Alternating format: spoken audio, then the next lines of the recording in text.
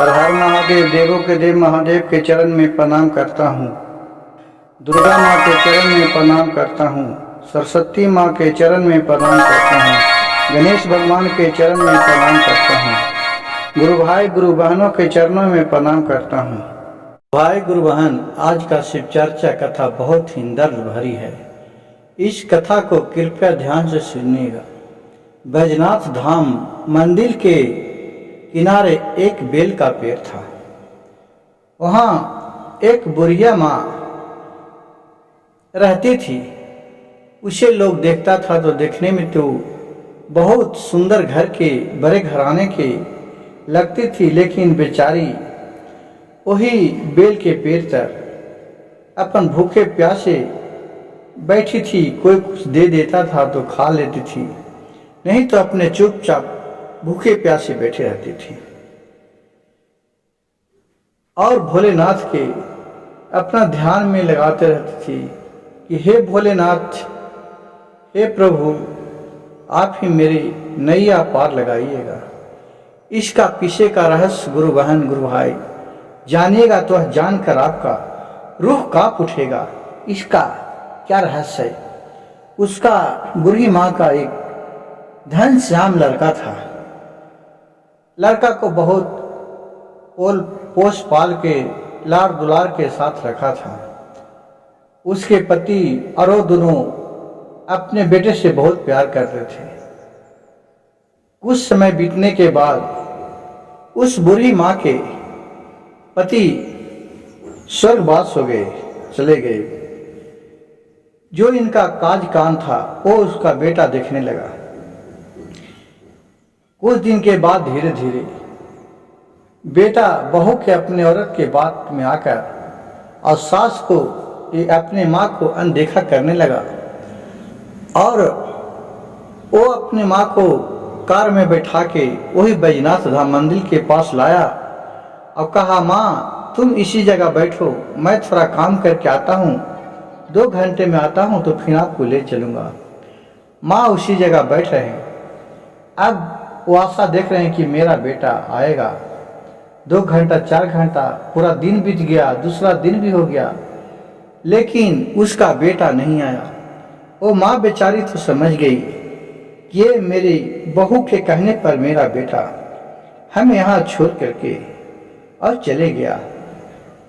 वो समझ गई सारी बात। अपने बेचारी किसी से भी कुछ भी मांगता नहीं था, लेकिन देखिए भगवान शिव गुरु भोलेनाथ की कृपा कि गुरु भाई गुरु बहन, जिसका कहावत में है कि कोई नहीं होता है उसका भगवान होते हैं। कहो भी आप सुनिएगा कि जिसका कोई नहीं होता है उससे भगवान होते हैं।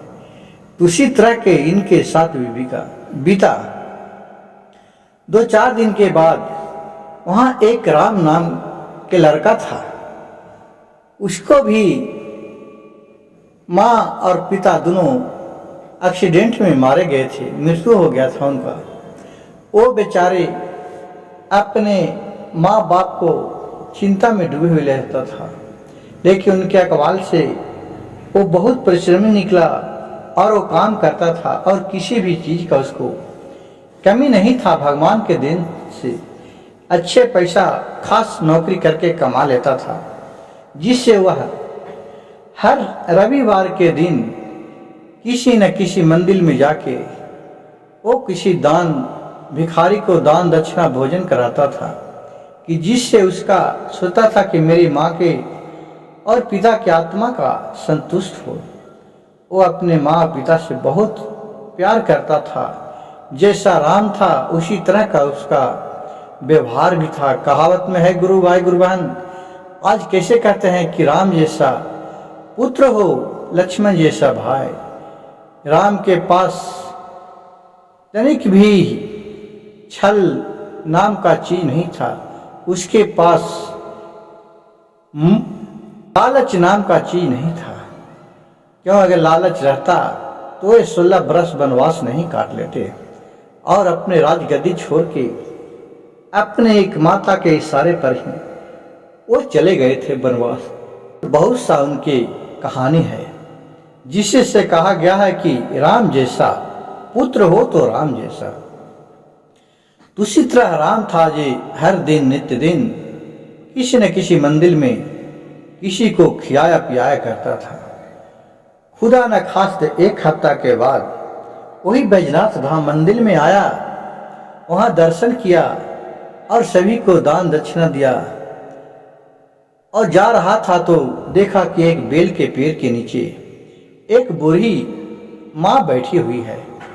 वो बेचारी देखे, उसका चेहरा पर देख कर पहचान गया कि बेचारी है कोई अच्छे घर के, लेकिन इनका बहुत ही संस्कार अच्छा लग रहा, चेहरे अच्छा झमक रहा। एक कोई भिखारी नहीं है, एक किसी का समय का मारा हुआ, विपद का मारा हुआ है।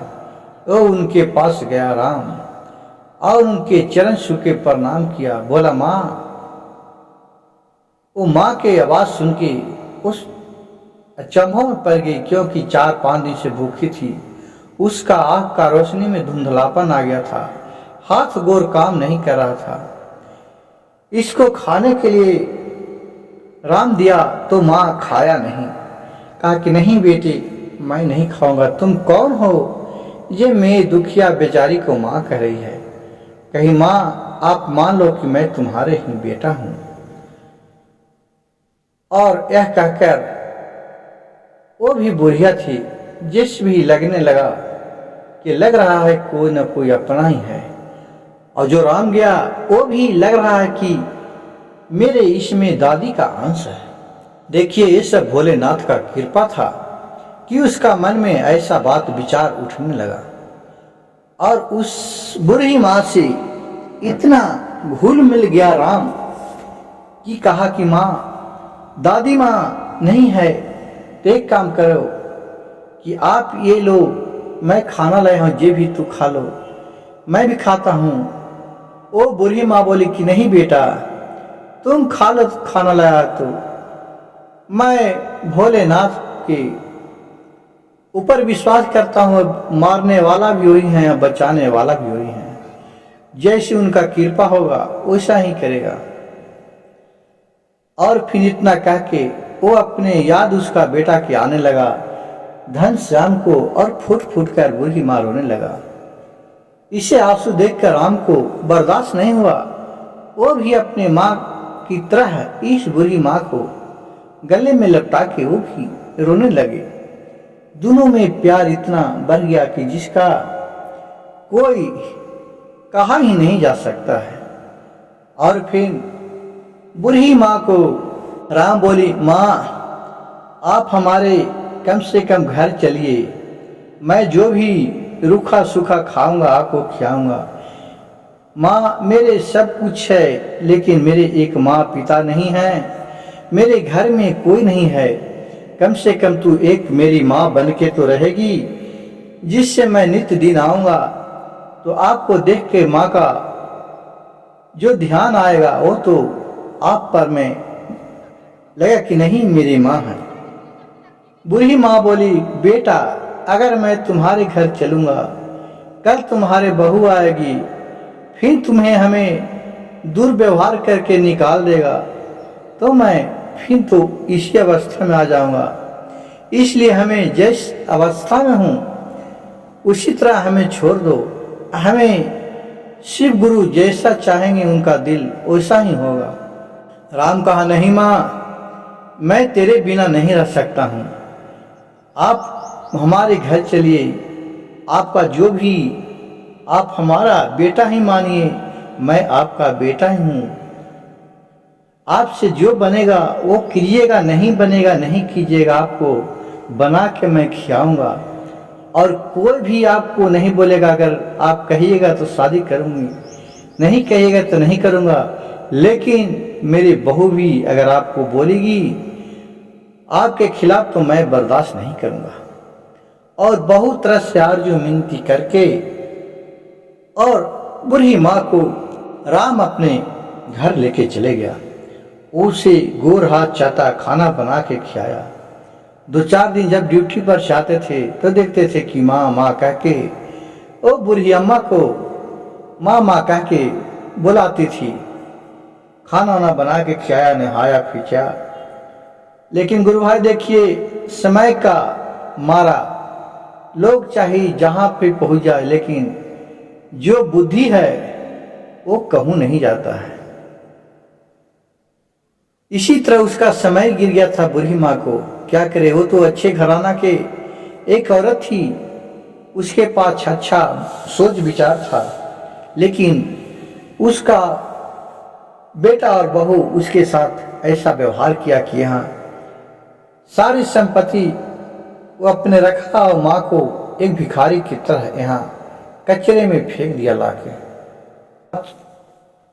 सोच के बूढ़ी माँ के कभी आंसू आ जाता था।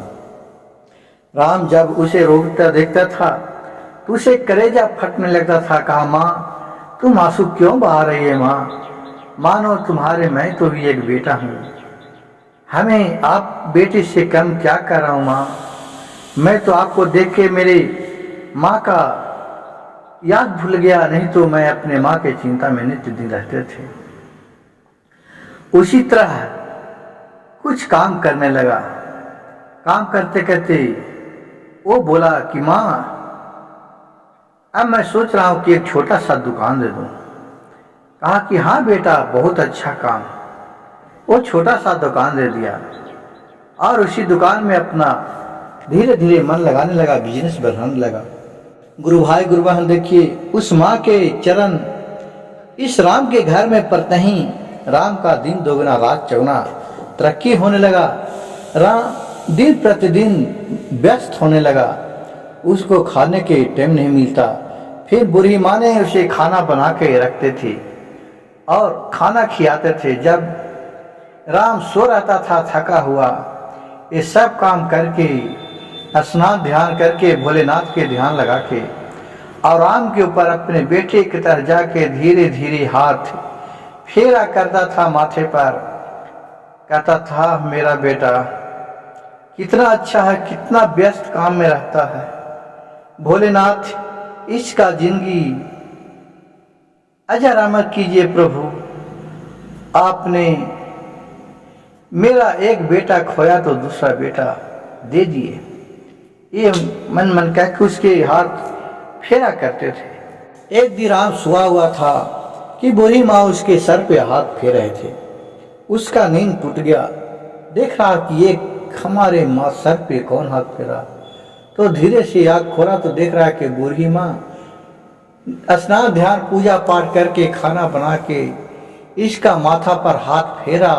इसका उस दिन ड्यूटी जाने में, दुकान पर जाने में लेट हो रहा था, लेकिन उसकी माँ नहीं उठाई थी कि बेटा थका हुआ आता है, चलो नींद टूटेगा तो अपने जाएगी, काहे को इसको उठाऊं। उसे जब नींद टूटा तो देख के क्या है इतना लेट हो गया, और माँ के ऐसे हाथ फेरते देख के उसकी माँ को हाथ पकड़ लिया और अपने माँ को अपने हाथ, माँ के हाथ को चूमा। कहा, माँ मेरे ऐसा ही आप सदैव दुलार प्यार बरसाते रहना। और फिर दोनों माँ बेटे अच्छे तरीके खाए और फिर अपने दुकान पे चले गए। कुछ दिन बीता, फिर राम से एक दिन बूढ़ी माँ बोली, बेटा तुम तो नित्य दिन अपने काम में अब दिन पर दिन व्यस्त होते जा रहा है, अब तुम है घर बसाना चाहिए, अब शादी विवाह कर लेना चाहिए। राम माँ के बात सुनकर बोली, माँ हमें तो शादी ब्याह करने के लिए ही भूल गए थे कि मैं नहीं शादी करूँगा। नहीं, फिर जिस तरह से आपका तकलीफ हम देखा उस तरह से आपका तकलीफ नहीं हो। माँ का, नहीं बेटा, विधि का लिखा हुआ कौन मिट सकता है, जो मेरे विधि में लिखा था, कर्म में लिखा था वही होता है। इसी तरह नित्य दिन बात चलते चलते इसका एक सुशीला नाम के लड़की पर ध्यान गया। उसके साथ वो बचपना में पढ़ा करता था, कॉलेज में। कहा, माँ वो हमसे सुशीला तो बहुत प्यार करती थी, लेकिन मैं उसे नज़रअंदाज कर दिया। क्या फलने जगह के नाम, गांव, ठिकाना सब बताया। कहा कि उससे शादी कर लूं।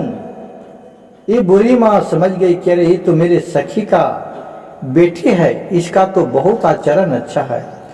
कहा कि हाँ बेटे कर लो। और फिर वो उससे सुशीला नाम की लड़की से शादी कर लिए और फिर उसे दोनों रहने लगे बहुत अच्छे तरीके। कुछ दिन के बाद सुशीला का एक लड़की एक लड़का पैदा लिया।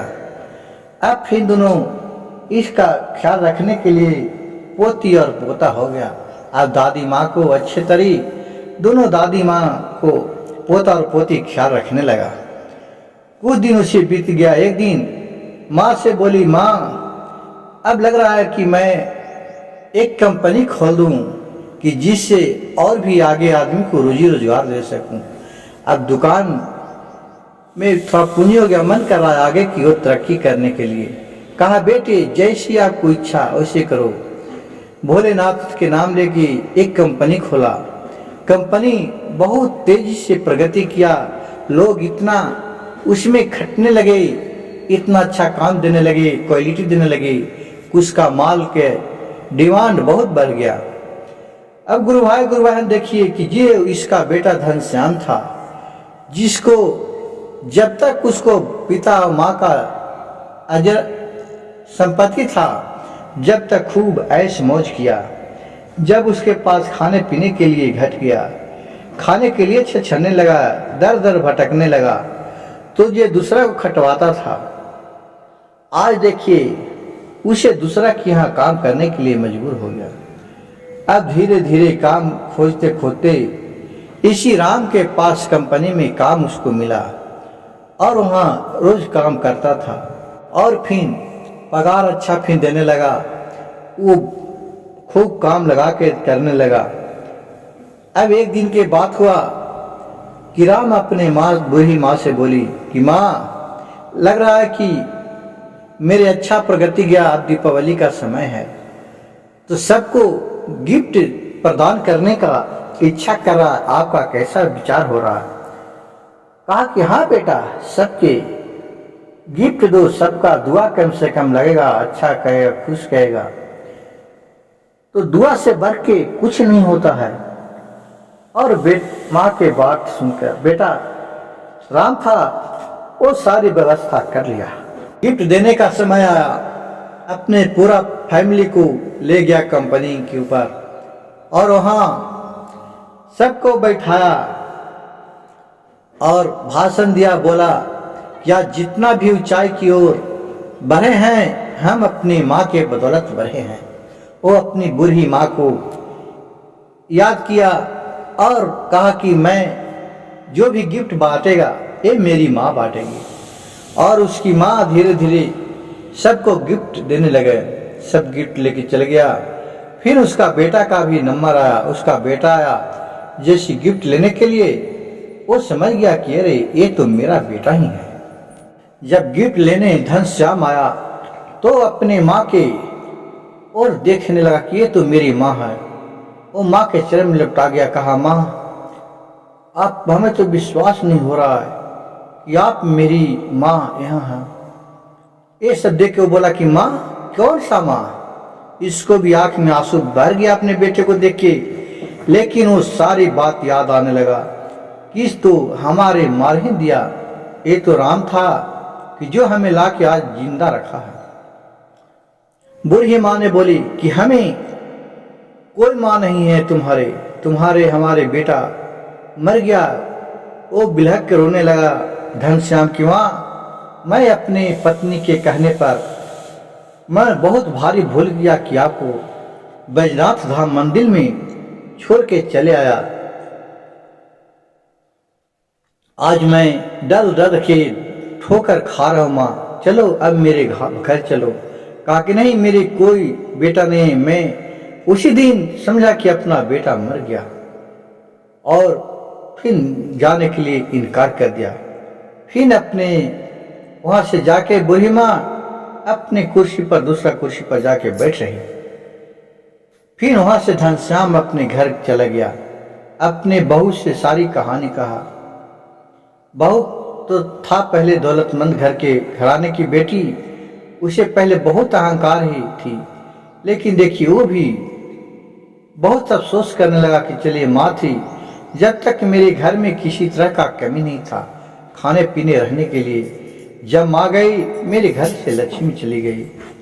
गुरु भाई गुरु बहन देखिए कि आज जो जैसा कर्तव्य करता है, कर्म करता है, उसे पहले तो दूसरे जन्म में कहता था लोग कि मिलता है, लेकिन आज इसी जन्म में, इसी उम्र में सब मिल जाता है, सब नजर के सामने मिल जाता है। फिर वहां से ये अपने फिर राम के साथ अपने घर चले आया। कुछ दिन के बाद घनश्याम का एक्सीडेंट हो गया। दोनों पति पत्नी को एकदम बेहालत हो गया उसका। इसका बात सुना राम बोला कि माँ, हमारे कंपनी में एक अच्छा काम करने वाला था घनश्याम, जिसका एक्सीडेंट हो गया है, उसको बचने के लिए कोई आशा नहीं है, वो सरकारी हॉस्पिटल में भर्ती है। इतना सुनकर उसे आंख में आंसू आ गया। माँ का दिल तो माँ ही होता है। अपने राम से बोला, बेटा वो भी मेरा बेटा था, लेकिन उसी ने ऐसा ऐसा किया जिससे मैं बैजनाथ धाम मंदिर में एक बेल के पेड़ के नीचे बैठा हुआ था, वही छोड़ के चला गया। लेकिन मेरा तो दिल नहीं करता है जाने के लिए, लेकिन माँ का दर्द कौन जान सकता है बेटा। माँ का दर्द तो माँ ही होता है। चाहे बेटा कितना बुला हो, वो अगर करेजा भी मांगेगा तो माँ करेजा भी निकाल के माँ बेटे को दे देगा। लेकिन बेटा तो बेटा होता है, क्या करे। कहा, बेटा हमें दिल नहीं मान रहा, हमें कुछ दिन ले जाके तुम वहाँ छोड़ दो, फिर मैं चले आऊँगा। कहा, माँ ठीक है मैं छोड़ देता हूँ, मैं आप स्वार्थ हूँ, आप जिस तरह खुशी हो, लेकिन माँ तेरे बिना मैं नहीं जिंदा रह सकूंगा, तुम मेरे पास जरूर आना माँ। कहा, ठीक है बेटा। फिर बहुत सा रुपया पैसा कौड़ी ले करके और घनश्याम उसे हॉस्पिटल में पहुंचा दिया जहां घनश्याम रहता था। वहां देखा अपने बेटे को, बहू को, तो दर्द भरी बहुत रोने लगा। और फिर वहां से निकाल के अच्छा हॉस्पिटल में दोनों के भर्ती कराया, दोनों को इलाज किलाया। 6 महीना के बाद दोनों कंचन ठीक हो गया, ठीक से रहने लगा। और फिर पहले की तरह इसका भी काम में बरकत आने लगा। जो दुकान था वो भी माँ संभाला। 6 महीना में इसके बहुत प्रगति की ओर लेके चले गया। फिर एक दिन माँ बोले, यह बेटा तुम तो बहू और बेटे तुम ठीक हो गया हो, अब तुम अपने काजकाल को संभालो और मैं अपने जा रहा हूँ बेटे के पास। बेटा बोला, नहीं माँ अब तुम यहीं रहो, मैं तेरे बिना नहीं रह सकता हूँ। हमसे जो गलती हुआ उसे माँ तू क्षमा कर दो। माँ बोली, बेटा मैं क्षमा किया, लेकिन वो भी मेरा बेटा है, मैं उसे को वचन दिया हूँ, मैं उसे बिना नहीं रह सकता हूँ, अब मैं जाने के आज्ञा दो। फिर दोनों का दिल तो नहीं माना, बहू और बेटे का दिल रो उठा, बहुत रोने लगे। लेकिन माँ कह कि नहीं, मैं भी जा रहा होगा, तुमको मिलने का इच्छा होगा तुम उन्हें मिलने के लिए चले आना, मैं तुझे अपने बेटे के समान ही मानता हूँ और मेरा बेटा है और मानता रहूंगा। और फिर वहां से राम के पास आया। जैसे निकला दरवाजे पर तो देख रहा है कि राम कार लेके दरवाजे पर खड़ा है और अपनी माँ को फिर बैठाया, भाई को भाभी को गले लगा और फिर वहां से अपने घर चले आया। और फिर माँ बेटे पोता पोती सब खुशी खुशी रहने लगा। गुरु भाई गुरु बहन, मेरे कहानी अच्छा लगे तो कृपया मेरे चैनल को एक लाइक सब्सक्राइब शेयर जरूर कीजिएगा और कमेंट में हर हर महादेव लिखना नहीं भूलिएगा।